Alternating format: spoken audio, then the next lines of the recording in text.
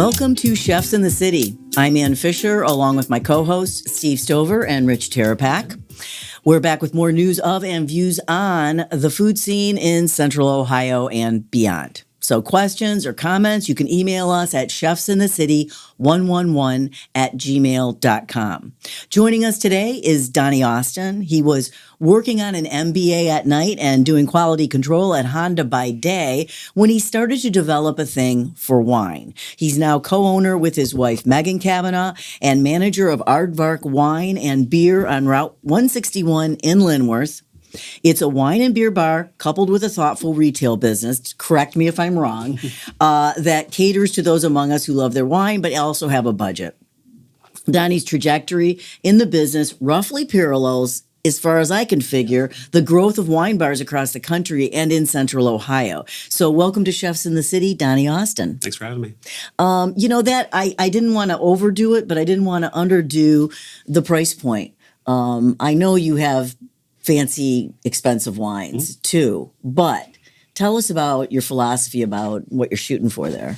We focus on family-owned producers, which offer generally better value than big brands and made-up labels you find in more the mass market chain stores. Real wine made by real people, and it's the stuff we want to enjoy. So it's something that we want to share with our customers. So most of our wines are $10 to $30, which is what we would enjoy ourselves. But we do have other wines that go beyond that, that are maybe a little more special. We also special order whatever people want, whatever they want. Oh, okay. That's what I've told people. That you can, if there's something you find that you like, a reputable, good wine store will take the time to order it for you. Yeah. That's a really. I was trying to get Bonnie Doon one time, and Wylands ordered it for me. Great producer. We buy from 21 distributors. Oh my gosh! For wine and 20 plus for beer. So we can kind of cherry pick whatever we want to get, but also get whatever customers are looking for. Well, how did we get to the name Aardvark? I think it's just one of those words that was stuck in my head. My former business, House Wine, I try to keep it simple, but people always get it wrong. Yeah. Wine House, House of Wine. Yeah. It was too simple, I think. But Aardvark, we thought we would go with something that there's no other business around here called Aardvark. So when people say Aardvark, they'll think of us. And if we still had yellow pages, you'd be right at the top. We joked. That was one of my bad dad jokes. Was we'd be first of the yellow pages, and then we actually got a copy of the yellow pages, and I think we would have been on page 3. Oh, darn! But not too long after we opened, you might know Charlie from Natalie's. Yeah. He was our Natalie have that in Grandview, and they used to be in Worthington. But right after we opened, he came in. We're talking about wine, and he said, "Do you know my first business was called Aardvark?" And didn't know his first business was Aardvark Video. Really? He had Aardvark Video. Okay. Yeah, which I learned after the fact because it was before my time in Columbus, I believe. Yeah. But just thought it'd be it's easy to say, easy to remember. Yeah. And then I started reading about aardvarks, and they have a great sense of smell, and we kind of went with that. So follow your nose. Yeah. There you go. And they like ants. Right? No, that's an anteater. Okay. Well, they're both ants and termites. They're nocturnal. They're nocturnal animal from Africa. And the wine bar has a different name. Yeah, so again, another bad dad joke. The dive bar, the back of our building used to be a scuba diving school 6-7 years ago. So the bar in the back that we finished after the fact is on top of the former pool. So we call it the dive bar with 2 A's. 2 A's for Aardvark. So the pool's no longer open. Right. Correct. It would be dangerous. It got filled in, covered, and so the bar sits on what was the former pool. We're 3,500 square feet. Our friend Joe from JT's Pizza and Pub, which is across the street, had a convenience store that we took over, and he had finished the front half of the building. And then we started with that space in 2022. Yes. And then built out the back half last year. That's big enough. I haven't been to the back. Tell us about the bar.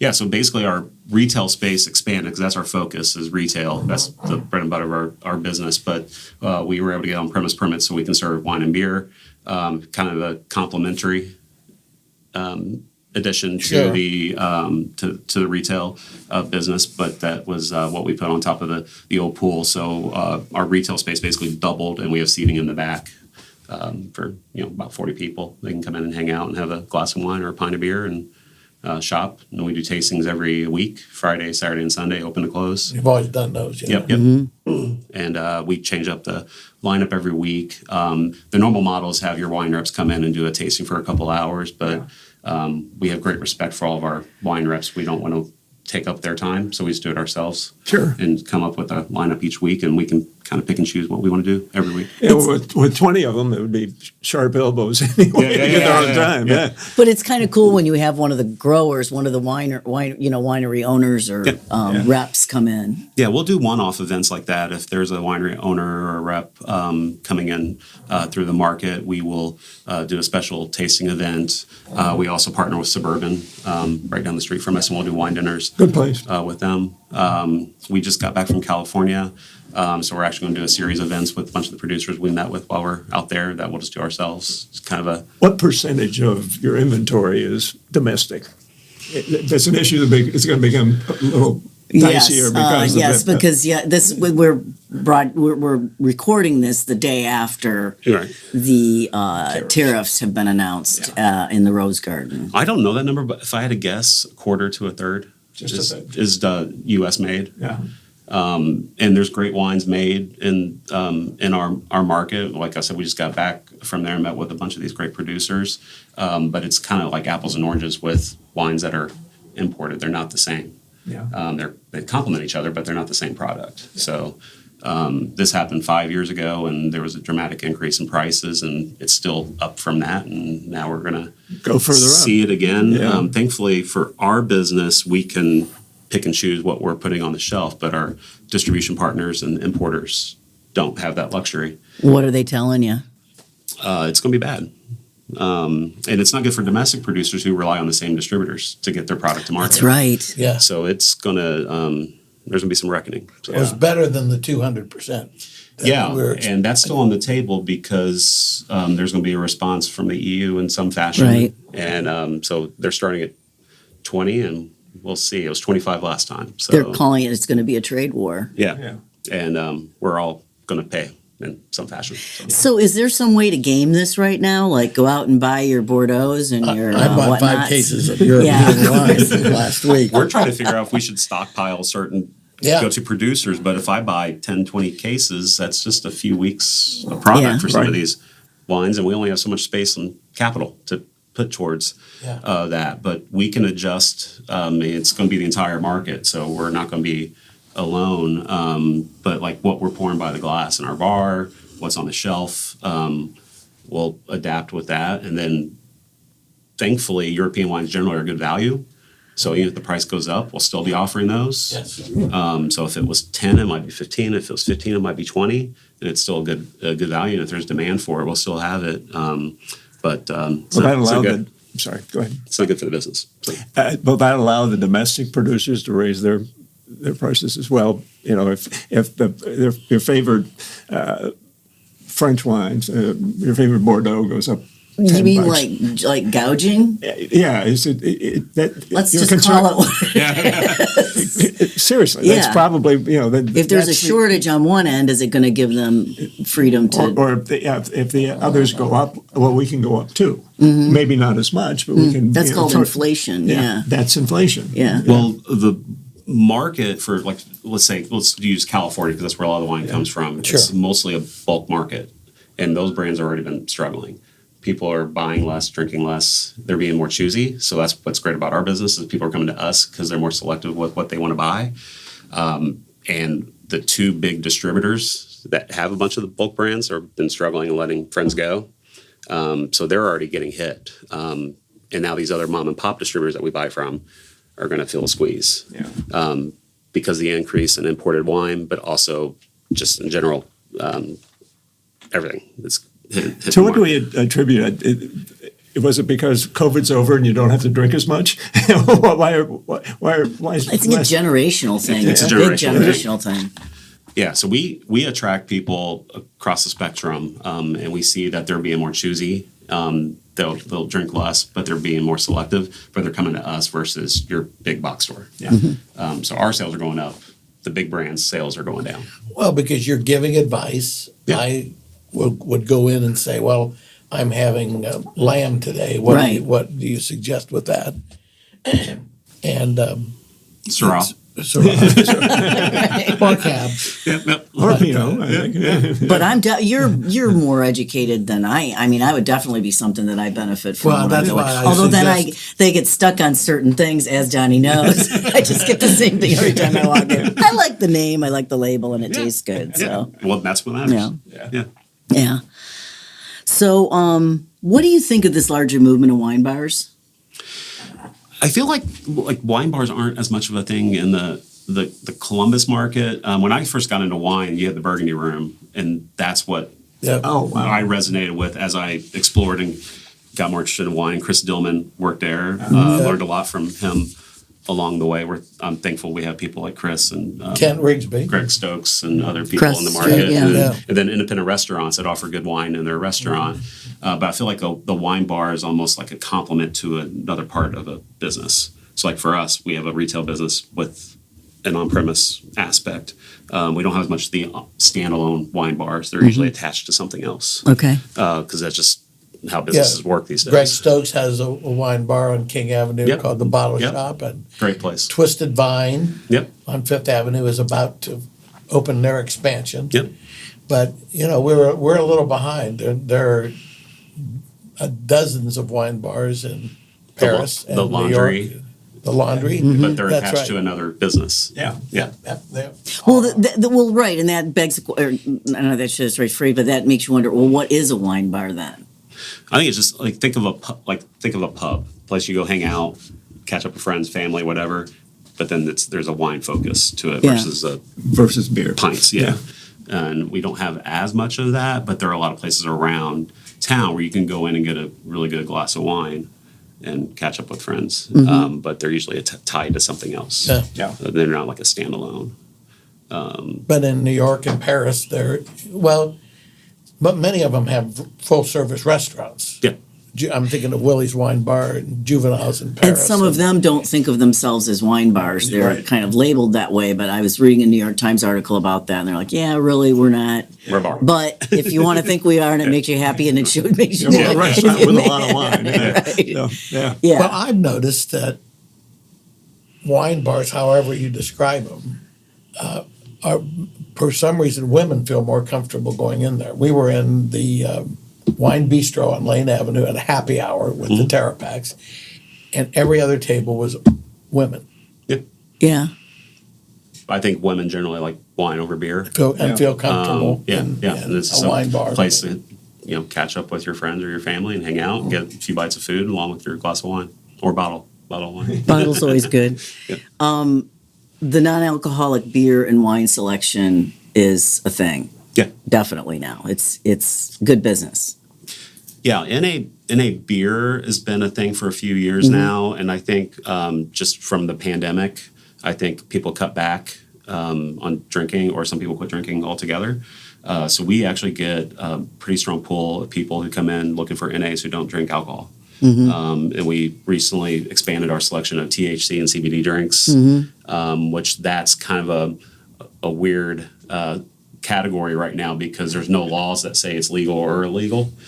So There will be, There but will be. yeah. It's not regulated, which we're totally fine. Like we have to have a permit to sell wine and beer and to serve it. For the THC drinks, there's zero. And we don't mind if we have to have a permit and it's kind of regulated. So you just don't have any random corner store offering it to whoever. Yeah. But we make sure people are of age, and we tripled our selection in December into January, going to dry January. Try January. And Yeah. our sales were nuts in January once we tripled our selection, because we were selling out of one single cold door and a little bit of warm storage, and now we have a lot more in the fridge. Wow. And we got rid of some of the regional craft beer, which is a category that's been declining. We sell a lot of local beer and some of the imports, but regional craft beer, it's not from Ohio, has been declining in general because people have a local focus. So we actually took some of that space and switched it over to THC drinks. Yeah, I was wondering about. When I was preparing for this, I read a New York Times story on the history of wine bars, and it says that in the late '70s and early '80s, there was more of a, when they were more novelties, I guess there was more of an educational thing where, well, you got to come in and you got to learn how to, all the stuff, all the skills, and Yeah, stick that's your nose in not. the glass. You've got to swap. Yeah, Yeah, I mean, I've gone to some tastings, and I don't feel pressured to have to swirl it around in my mouth or anything. It's Enjoy just it. what tastes good and enjoy Yeah, it. It's grape juice. Yeah. Our big thing is what is it made of and where is it from? And sometimes who made it. That's kind of the story we want to tell. We kind of leave it at that, but there's no rules. We pour somebody a glass of wine, let them enjoy it. If they have questions, we answer them. Our tastings that we do on the weekend, there's a little bit more of a informative, educational aspect to that because people are interested in learning more about it. But we have a team of 7 people, and the wines change every week for that. So you can only know so much about it. So I picked the wine. Like I haven't even picked out the wines for this week yet because I've been out of town.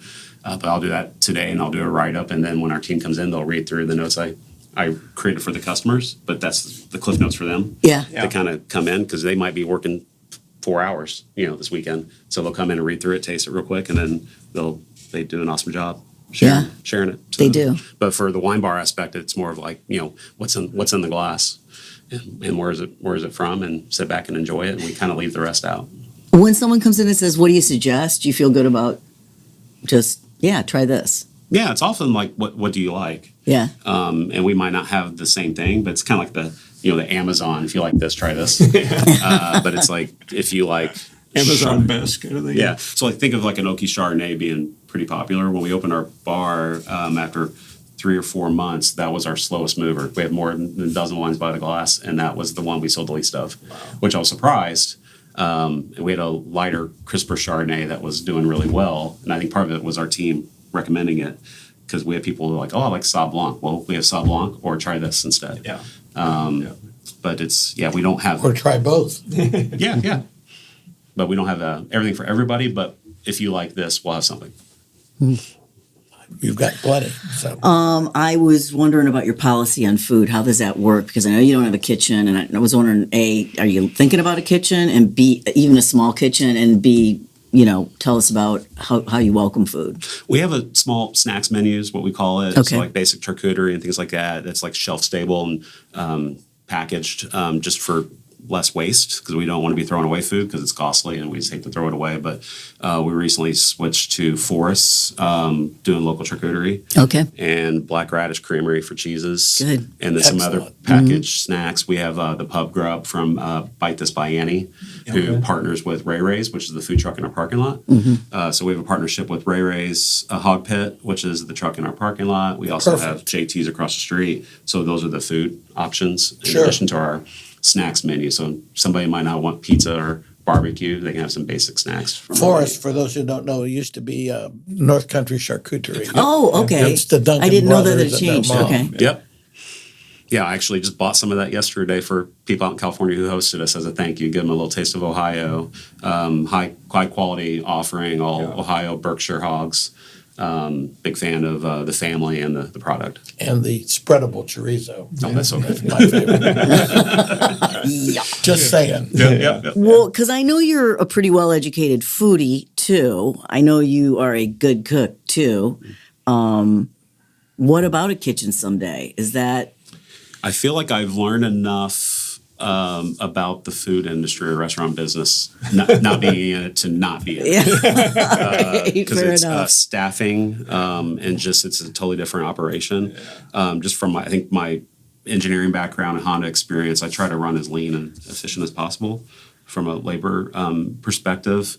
So once you start adding those components, Right. like we'd probably have to double our staff. It's sort of a win-win. You've got the food truck and the one across the street. Yeah. And there's really no need. Yeah, I mean, Unless somebody doesn't want to go outside. James Beard nominated chef, Yes. barbecue truck out front, and some of the best pizza in Columbus. And they across love the it street. there. I mean, Yeah, it's been great. the truck loves it. I And mean, we're just we put in a patio just in time for fall last year, Yeah. so we Am I actually behind? a lot more people hanging out. I think in the warmer months outside. So folks can pick something up at Ray Ray's and bring it in? Yeah. Yeah, good. Yeah. Good.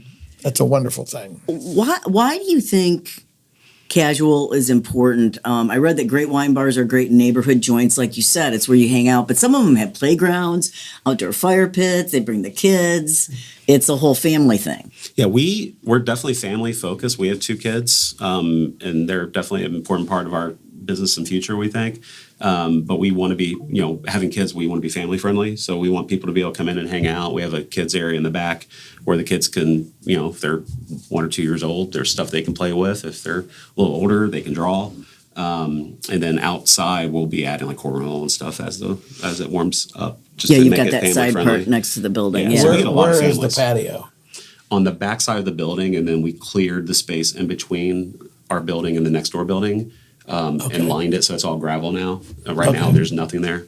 So That's the we'll playground. we'll be adding probably cornhole and stuff like that there. Well, kids like stones, so Yeah, that's right. our grandsons are stones. They just sit there and play in the gravel and throw 'em. exactly. Throw 'em. Yeah, we joked the weekend we opened, we had a lot of kids running around everywhere. So we jokingly put a sign up saying "No lifeguard on duty." So we'll probably do something similar outside for the rocks. Yeah.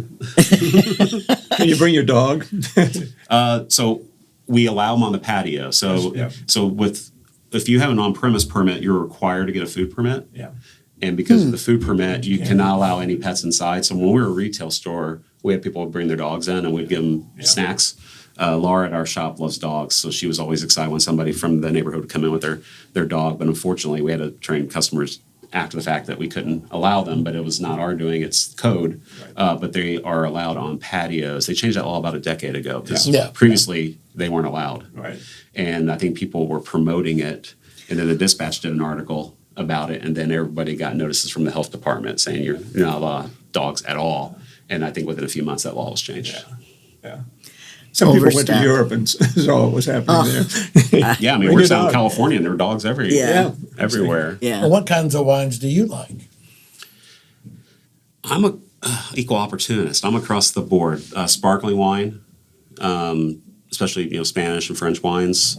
But we spent some time at Roeder in California, and Scharfenberger, great wines out there. Argyle from Oregon, Sauv Blanc because my wife loves it. Pinot Noirs, Piedmont Reds. Your Nebbiolos, Barbaros, Dolcettos. I'm kind of across the board. I love Syrah. I'm a Syrah guy myself. Yeah, so I don't like the wines I generally don't like are the big extracted heavy reds. A lot of Although- Malbecs around. A little bit of so there's some good Malbec, but it'll vary in style as well. But like big California cabs are not for me. They kind of change. Like Merlot went through that spell where it was like sweet and jammy. I mean, Cabernet's that way now. Yeah. And I think people are starting to back off that, but we still sell it because there's people who want that. Yeah. So we try to offer what people want and enjoy, but we try to find better versions of it, better value. And where do you and your wife, go with the kids to eat when you're not? Or without. Or without? Yeah. Give them a break now. Yeah, we basically, when we get a babysitter, we like to hit up the new spots.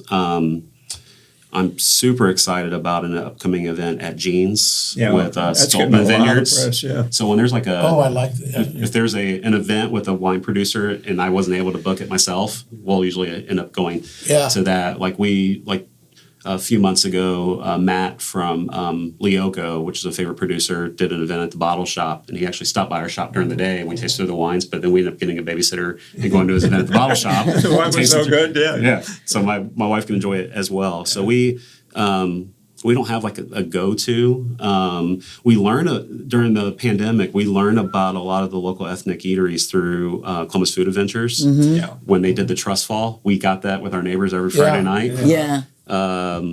So like And- Northeast Chinese. Yes. So if my wife works at Ohio State, and sometimes it's texting the neighbors, and she's gonna stop by there on the way home, and they'll come over and hang out. And we'll get Northeast Chinese. So we don't have like a go-to spot, but there's a lot of JT's Pizza and Ray Ray's though. As well there should be. It's too convenient. Yeah, exactly. Exactly. Anything else, my friends? We could sit. I've lost track of the clock, so I just have to admit. We're on the second hour. Yeah, we're on our second. Yeah, right. Well, Donnie Austin, thanks so much for joining us today. We really appreciate it. Thanks for having and me. we wish you a lot of luck with Aardvark Wine and Beer. Every success And the going dive forward. bar. And the dive bar. bar. That's right. And the summer with the new patio. Yeah. So Thank you. We'll be there. yes, We'll be yes. What are It's the crawl- hours? We're open every day during the week, Monday through Friday, 11:30 to 9, Saturday, 11 to 9, Sunday, 11 to 8. So retail and on premise. So our bar in the back's always open anytime we're open. Okay. So. Good enough. Thanks to Donnie Austin again, and to our audience. Please like, subscribe, and share Chefs in the City with your crew. Contact us at chefsinthecity111@gmail.com. You can find us on Facebook at Chefs in the City 614. And remember that all good food is best shared. So join us again. Thanks, Rich and Steve, as always. And thanks to you. Take care.